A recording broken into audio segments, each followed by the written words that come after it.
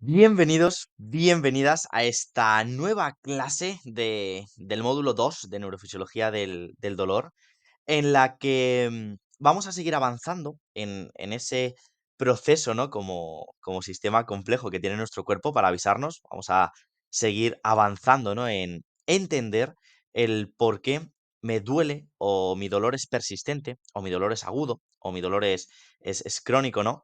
Para que esto nos pueda ayudar dentro de lo que es la pedagogía acerca del dolor a poder mejorar. Ya sabéis que parte importante, ¿no? De poder solucionar o poder controlar mi dolor crónico es saber primero qué es el dolor, ¿no? Ya vimos en la primera parte estos tres conceptos que tenemos aquí a la izquierda. Hablamos de qué es el dolor, de qué diferencia existen entre el dolor y daño, de cuál es la neurofisiología del dolor, es decir, cuál es ese camino que recorre un estímulo periférico hasta llegar al cerebro, cuáles son las etapas por las que tiene que ir pasando y cómo en el cerebro y en la amígdala y en el hipotálamo se pueden modular con las diferentes emociones, creencias, etcétera, etcétera, esos procesos dolorosos. Y en la clase de hoy vamos a hablar sobre los tres conceptos que nos quedan a la derecha: los tipos y fenotipos del dolor, esos factores que pueden alterar la percepción del dolor y el mapa mental del dolor. Hoy voy a intentar que en menos de media hora nos entren todos estos conceptos, y si no, pues igual haremos luego un breve repaso, pero espero que os esté resultando útil, sobre todo porque, como os digo, este tipo de ideas, de conceptos, se nos transmite mucho a los profesionales de la salud, sobre todo aquellos que trabajamos con síndromes de dolor, como el dolor miofascial, el dolor crónico, la fibromialgia, y sin embargo, es un concepto, ¿no? Que muchas veces no llega a nuestro paciente cuando es él realmente o ella la que va a poder aprovecharse de todo este conocimiento, ¿no? De entender qué es lo que le pasa a su cuerpo, saber que es una reacción normal, que es una reacción natural y qué puede hacer él o ella para mejorarlo. Entonces, hoy, como primera parte, vamos a hablar de esos tipos y fenotipos del dolor atendiendo a estos diferentes parámetros. Podemos, evidentemente, ¿no? Poner muchos más, pero vamos a hablar de tipos de dolor en función de su localización, de su área de afectación, de su duración, y luego veremos en otra diapositiva los fenotipos del dolor. Os adelanto ya que los fenotipos del dolor son, digamos, ¿no? Las diferentes formas en las que se puede manifestar nuestro dolor. Todo ello, evidentemente, influye en cómo se tenga que abordar cada uno de esos dolores. Como hablamos, dentro de lo que es el dolor crónico o el dolor persistente, tenemos que dejar de pensar un poco, ¿no? Que hay ciertas herramientas como la punción o la terapia manual que valen para todo, porque ya se ha visto y se ha demostrado, ¿no? Que para ciertos tipos de dolor que vamos a ver hoy, la terapia manual o la punción seca, yo soy fan, creerme, o sea, nos dedicamos el 80-90% de nuestra actividad profesional a trabajar a nivel manual, a nivel osteopatía, a nivel manipulativo incluso, ¿no? Pero eso simplemente en ciertos tipos de pacientes les produce un alivio a corto plazo. ¿Esto qué quiere decir? Que en vez de tener pan para hoy y hambre para mañana, vamos a empezar a centrarnos a cuál sería un poco la solución del hambre de mañana, siguiendo con esta expresión, ¿no? Para empezar, vamos a distinguir los diferentes tipos de dolor por su localización de la siguiente manera.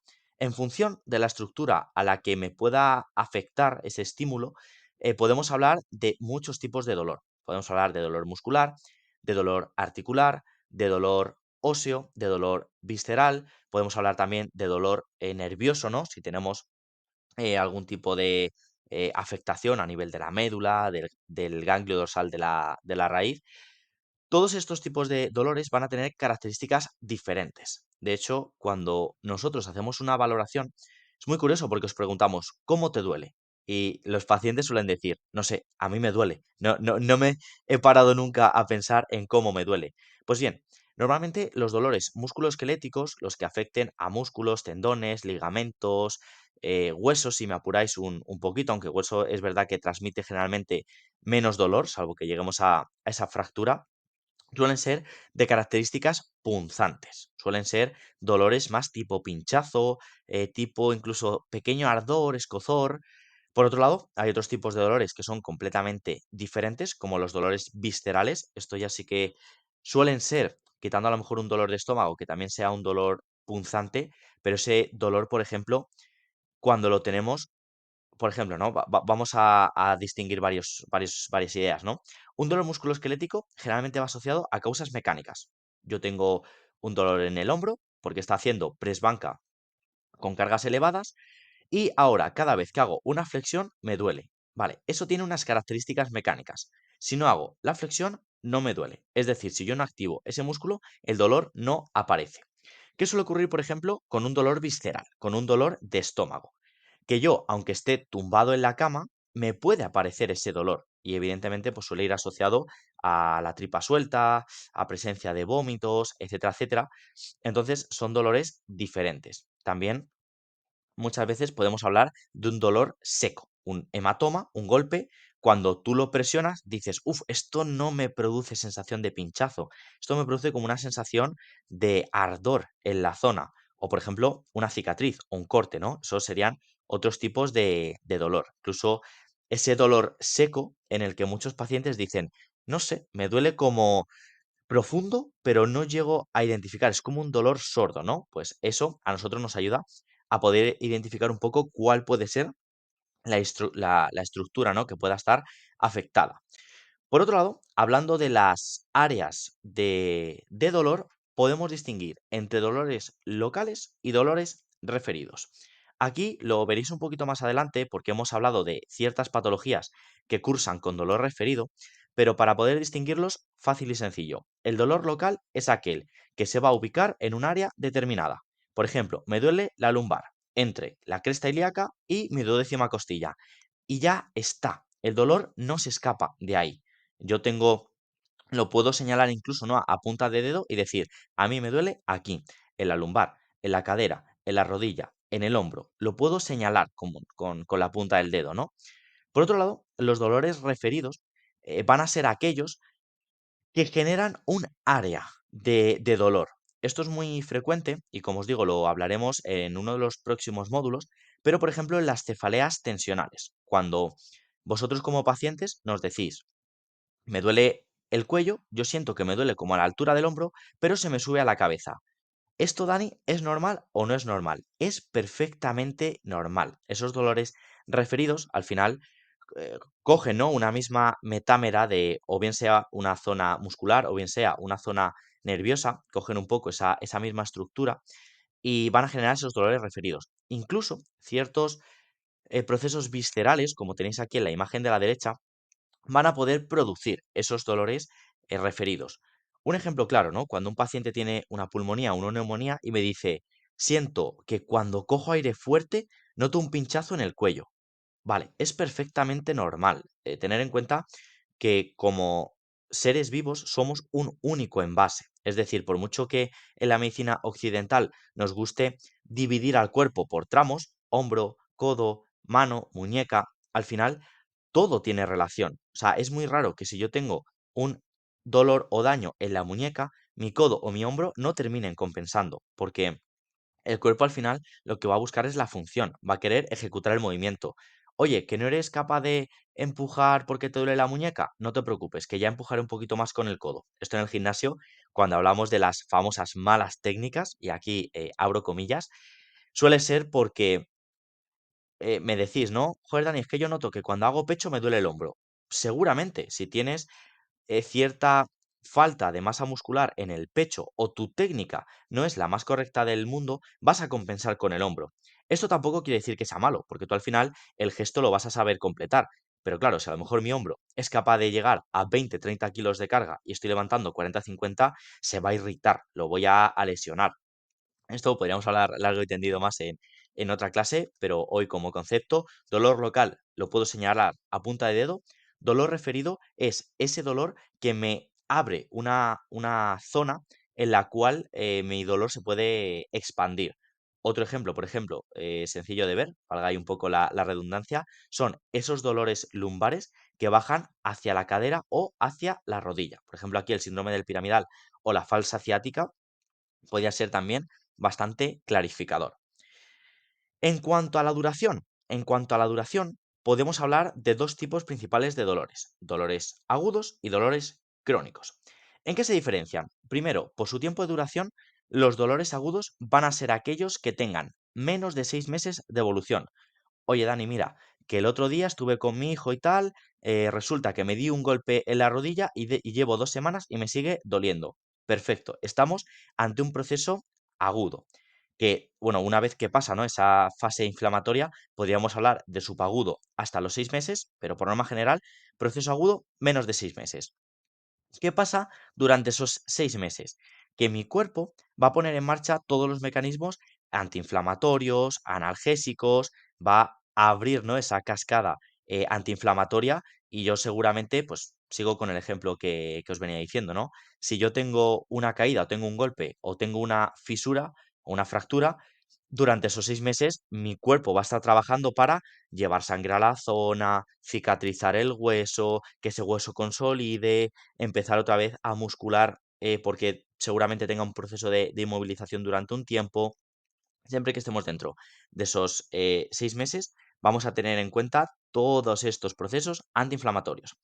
Por otro lado, dolor crónico va a ser aquel que ya se dilate por encima de los 6 meses de evolución.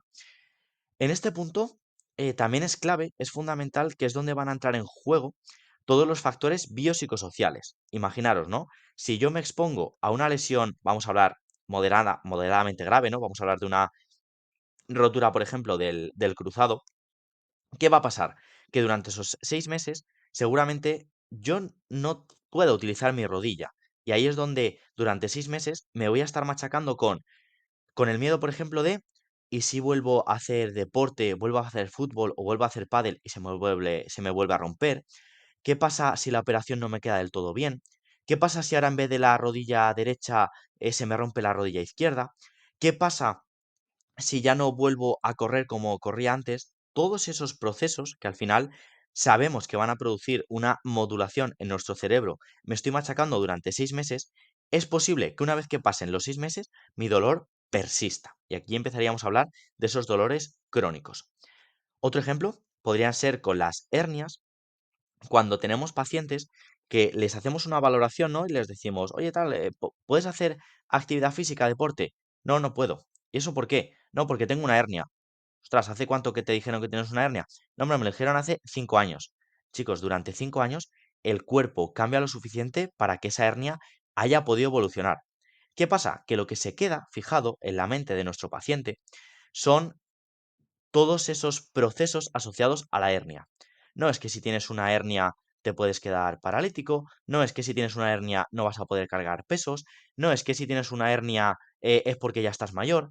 Todo eso, o si, por ejemplo, ¿no?, si tienes una hernia es porque has tenido mala postura, no dejan de ser mitos que, ojo, tienen su parte de realidad, pero probablemente si mi paciente es capaz de fortalecer, de llevar una vida activa, a los 5 o 6 años esa hernia no debería de darle mayor problema. Ojo, que hay algunas que son más sintomáticas que otras, pero por norma general, a los 5 o 6 años esa hernia, por simplemente evolución natural, va a haber cambiado. Es decir, es imposible que estés el día 1 y el día 3500 con la misma sensación de hernia. Es que es absolutamente imposible, porque ya la inflamación local habrá desaparecido.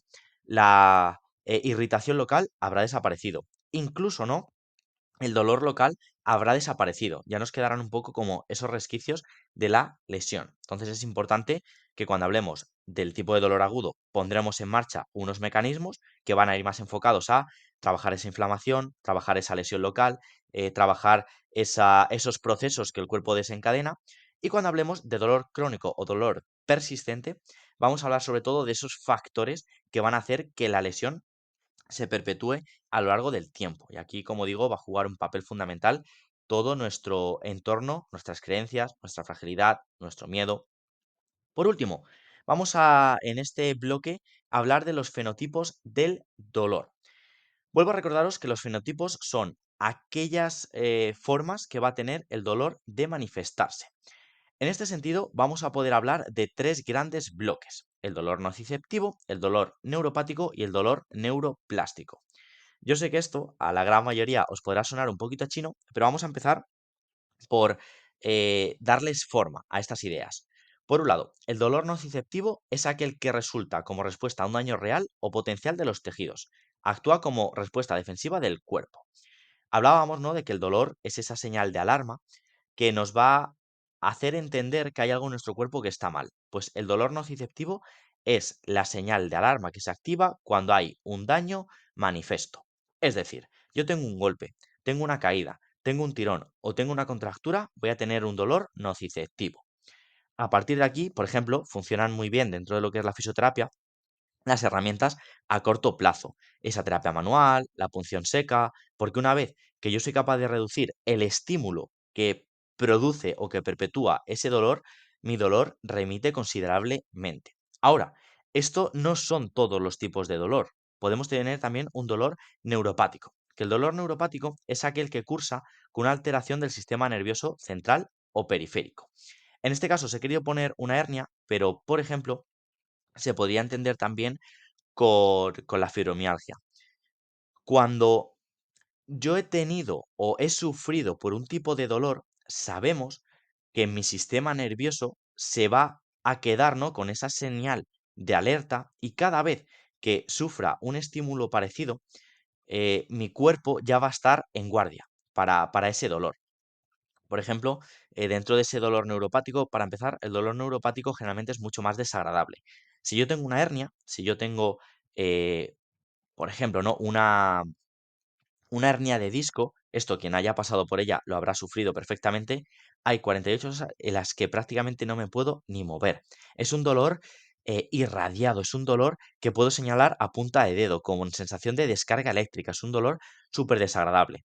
Y eso no siempre quiere decir que, que mi cuerpo esté mal. De hecho, muchas veces los nervios tienen dos tipos de señales, una ascendente hacia el cerebro y otra descendente. Cuando yo tengo una irritación de un nervio, se liberan sustancias químicas en la zona que me van a producir ese dolor, pero porque el nervio es mucho más sensible. Vamos a hacer un pequeño ejercicio práctico. Vamos a coger el codo para que vosotros lo podáis ver y más o menos, voy a intentar aquí que se vea en pantalla, vamos a coger justo si yo flexiono mi codo 90 grados, una estructura que va a estar por encima de una protusión ósea. Es decir, yo voy a poder tocar en este lado del codo una pequeña protuberancia ósea y si voy un poquito más para arriba voy a notar como un cordón. Para hacer la prueba, ese cordón es el nervio cubital y el nervio cubital es muchas veces cuando nos damos en el famoso hueso de la risa, que no le hace gracia a nadie, pues ahí estaríamos hablando de ese nervio cubital. Si yo presiono o movilizo este nervio, fijaros que a todos os va a producir una sensación súper desagradable. Pues eso sería, por ejemplo, un tipo de dolor neuropático. Y por último, vamos a hablar del dolor neuroplástico. El dolor neuroplástico, que es fundamental a la hora de hablar de dolor crónico o dolor persistente, es aquel dolor que va a aparecer como alteración en la forma en la que el sistema nervioso procesa las señales de dolor. Es decir, el dolor neuroplástico es aquel en el que ante un estímulo mi sistema de alarma se va a encontrar alterado por diferentes motivos, por miedo, por creencias limitantes, por el entorno, lo vais a entender ahora súper bien en la siguiente diapositiva, y aquí, por ejemplo, como idea sí que os he querido dejar la fibromialgia, porque va a ser un tipo de dolor en la que no estoy expuesto a un daño, pero sí que voy a manifestar todos esos patrones relacionados con un dolor real. Evidentemente, aquí hay ciertos dolores también, ¿no? Por ejemplo, podríamos hablar del síndrome del dolor del miembro fantasma, que a mí me parece muy interesante, que es aquel en el que un paciente sufre una amputación por el tipo que sea. Yo generalmente las que más he visto ha sido por accidente de moto y me da rabia porque quería sacarme el carnet de moto y siempre que veo casos como estos dices, uff, te lo piensas dos veces, ¿no? Y estos pacientes, aún sin la extremidad, siguen refiriendo ese tipo de dolor. Os voy a contar un caso clínico que tuve yo que para mí fue bastante impactante, que creo que os va a ayudar a entenderlo perfectamente, ese síndrome del dolor fantasma. Yo recuerdo aquí en Fuenlabrada que estuve en un centro de día, en un centro en el que se atienden, ¿no?, a personas mayores, y tuve un paciente que era biamputado transfemoral, es decir, era un paciente que le faltaban las dos piernas por encima de la rodilla. Y resulta que llego yo uno de los primeros días y tal, y me dice, por aquel entonces, mi jefa era enfermera, ¿no? Me dice, Dani, tienes que ir a tratar a este paciente, por el tema de masaje de muñón y todo esto. Claro, era un paciente de 80 años, era mayor y demás, tenía también algún temilla de demencia senil, etcétera, etcétera. Y claro, cuando yo le digo, hola, buenos días, tal, cuénteme qué tal está. Y me dice este paciente, bien, pero hoy me duelen mucho los tobillos. Claro, yo en mi inocencia, ¿no? En mi inconsciencia, miro hacia abajo y yo, no te preocupes, vamos. Y según miro abajo, claro, el paciente no tenía piernas casi de la cadera para abajo. Entonces, claro, me quedé pensando para mí, dije, qué fuerte, ¿no? Qué heavy, cómo este paciente manifiesta dolor en los tobillos cuando, entenderme, ¿no? No tiene tobillos. Entonces, ese tipo de dolor, el sistema nervioso al final es tan caprichoso que puede manifestar dolor en zonas del cuerpo que ni siquiera existen. Por eso este dolor neuroplástico, como os digo, es clave y fundamental de entender. Cuando encima nuestro dolor es crónico o es persistente, seguramente hay alteraciones del sistema nervioso, que esto no quiere decir que estemos locos ni mucho menos, pero sí que va a haber procesos en los que seguramente esto haya influido. Para ello, vamos a hablar de todos estos factores que pueden alterar la percepción del dolor. Hay muchos más, porque podríamos hablar de cómo pueden alterar mis hábitos de sueño, mis hábitos nutricionales, mis vicios, ¿no? Si a lo mejor soy una persona fumadora, o soy una persona ansiosa, o si soy una persona con cierta tendencia a la cardiopatía, ¿no? Pero por norma general, cuando yo sufro un dolor, acordaros, ¿no? Vamos a hacer ese repaso de la neurofisiología del dolor. Tengo un estímulo periférico que me origina una alteración de la neurona de primer orden, es decir, de las neuronas que se encuentran en esa zona en la que está afectada. De ahí, si el estímulo es lo suficientemente fuerte, voy a activar automáticamente a la neurona de segundo orden que va a enviar la señal por mi médula espinal hasta el cerebro, y en el cerebro van a entrar en juego todos estos factores. Imaginaros, ¿no? Si yo me caigo y de repente os ponía, ¿no? En la primera parte de este módulo 2 el ejemplo de ese paciente que ante una misma lesión tenía 2 tipos de respuesta, ¿no? Uno era una persona, pues, que no le afectaba en su día a día, administrativa, y que era un deportista amateur, y por otro lado, esa persona que es deportista semiprofesional y que está a punto de entrar en su primer contrato profesional.